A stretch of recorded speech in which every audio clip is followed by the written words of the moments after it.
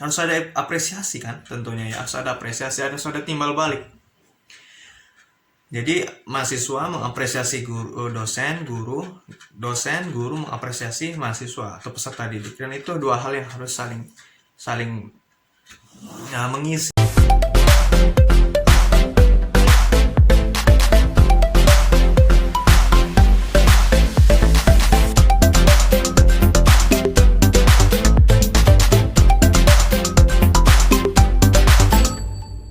Assalamualaikum warahmatullahi wabarakatuh.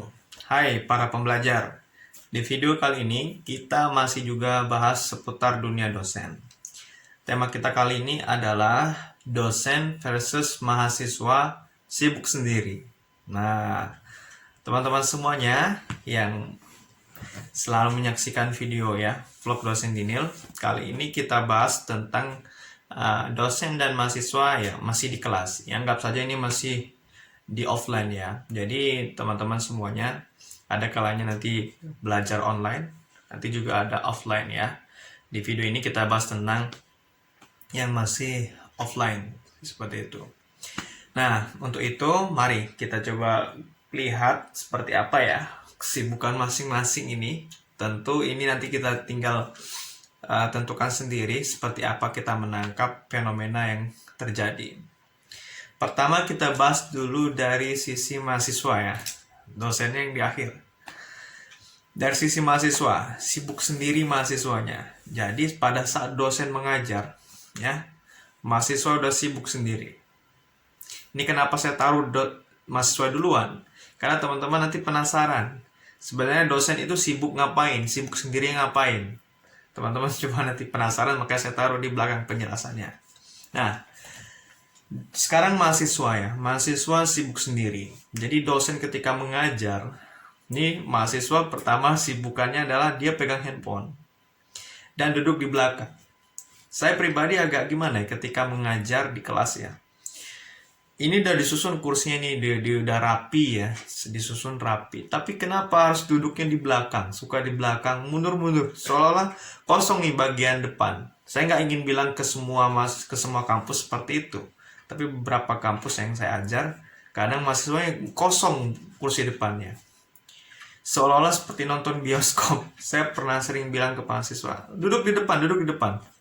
Emang saya ini pemeran bioskop ya, harus duduknya paling belakang dari jauh ya.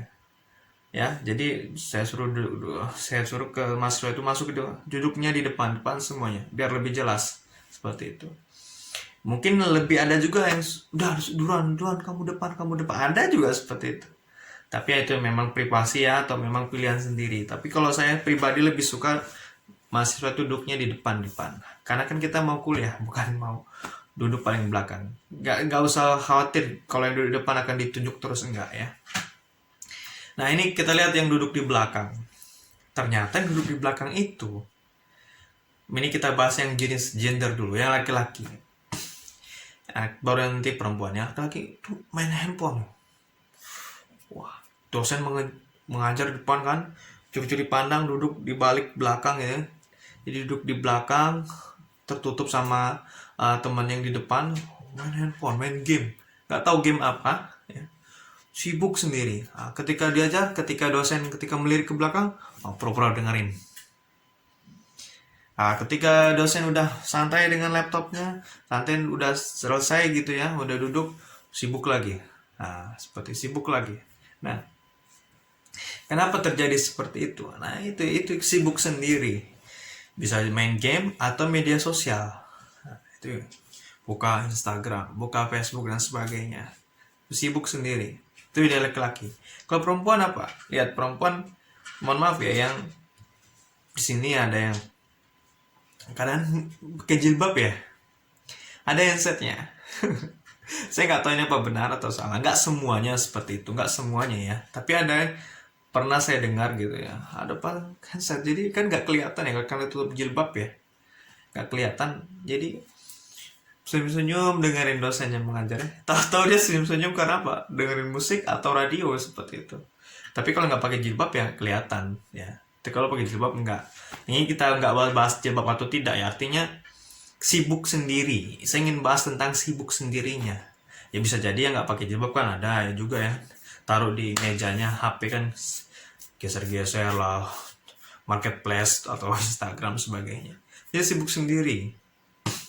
Jadi kelakuan mahasiswa seperti itu patut dihindari ya. Jadi dosen ngajar di depan, mahasiswa yang mendengarkan sibuk sendiri di belakang. Karena kan memang kuliah nggak hanya 5 menit 10 menit, tapi sampai kadang 30 ya, sampai akhir kelas 50 menit ya, 1 atau 2 SKS gitu ya, lama. Jadi kadang jenuh, jadi sibuk sendiri. Makanya di sini temanya adalah sibuk sendiri dari sisi mahasiswa. Sekarang kita masuk dari sisi dosennya. Nah, sebelum kita bahas tentang dari sisi dosennya, coba teman-teman lihat ya. Kalau masih merah nih, ya di mana ya? Nah, kalau masih merah, subscribe ya. Klik subscribe, oke? Nah, dari sisi dosennya, teman-teman semuanya sibuknya apa? Mahasiswa disuruh persilakan sesuai kelompok, silakan presentasi. Presentasi, buka laptop. Ternyata sibuk ngerjakan tulisannya, sibuk ngerjakan penelitiannya di kelas. Padahal itu sedang ngajar. Jadi mahasiswa sibuk menjelaskan diskusi, menyampaikan paparan materi makalahnya, dosen juga sibuk sendiri. Itu. Atau dia pakai handphonenya, sibuk dengan handphonenya sendiri. Balas tugas inilah, balas tugas itu dan sebagainya. Jadi ya mahasiswa biarkan biarkan dia bereksplorasi ya, menjelaskan materinya sebagainya. Dosen juga sibuk sendiri. Jadi ada dua fenomena tadi ya. Tadi mahasiswa yang sibuk sendiri. Nah, baru yang kedua fenomenanya adalah dosen yang sibuk sendiri. Nah, seperti itu. Dua hal ini memang kalau boleh dilihat, ditelusuri lebih jauh, mungkin harus proporsionalnya harus ada gitu ya. Harus ada tempatnya ya. Saya nggak ingin katakan sekali lagi, nggak semua mahasiswa sibuk sendiri. Dan nggak semua dosen juga sibuk sendiri. Nggak.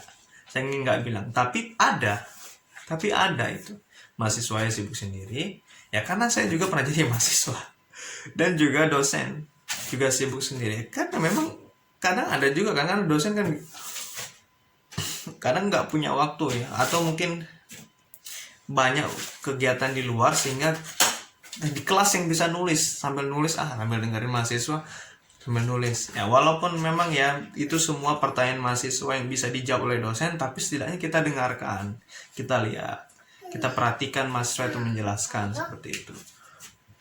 Saya pribadi berusaha dengan sungguh-sungguh ketika presentasi mahasiswa tuh saya dengarkan ya, kita berusaha, artinya harus ada apresiasi kan, tentunya ya, harus ada apresiasi, harus ada timbal balik.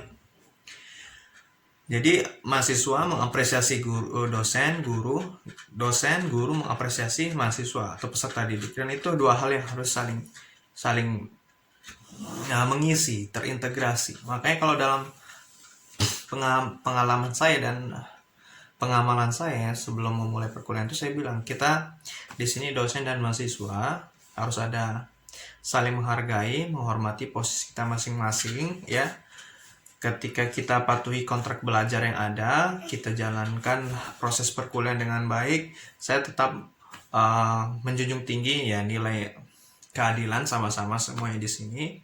Nggak ada pilihan karena beda suku, beda agama, misalkan kalau ada yang berbeda agama, atau beda ras ya, atau beda warna kulit atau sebagainya, atau beda asal, beda status dan sebagainya, tidak ada. Semuanya sama, diperlakukan sama dosen dan mahasiswa seperti itu.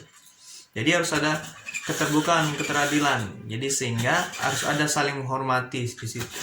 Nah, ketika dosen menyampaikan materi ajarnya, menyampaikan informasi perkuliahannya, maka mahasiswa berusaha mengikuti dengan baik. Ya walaupun memang agak berat ya, karena kan harus fokus, konsentrasi ya.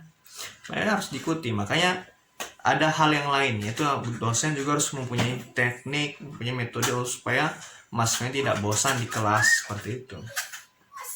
Itu juga sebagainya, ketika mahasiswa yang presentasi menyampaikan pendapat ya kita dengarkan, kita lihat, kita apresiasi, kita berikan applause ketika dia selesai menjelaskan dan sebagainya, atau memberikan komentar, memberikan tanggapan, sehingga ada feedback, ada saling memberi respon, sehingga perkuliahan itu menjadi menarik, ya. Perkuliahan itu menjadi bermutu, berkualitas, sehingga baik mahasiswa ataupun dosen sama-sama saling membutuhkan dan saling memerlukan, sehingga masuk kelas saling menunggu, wah ini dosennya mau datang nih, atau dosennya juga, oh ini mahasiswanya baik-baik nih, bagus-bagus, aktif dan sebagainya.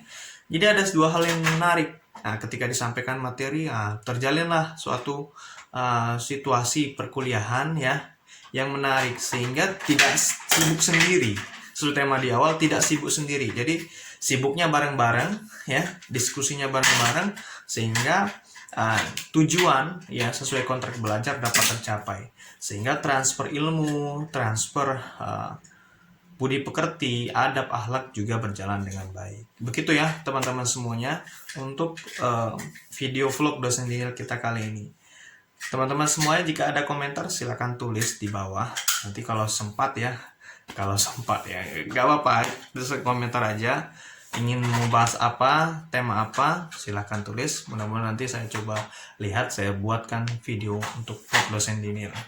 Terima kasih sudah menonton. Sampai bertemu di vlog dosen dinil selanjutnya.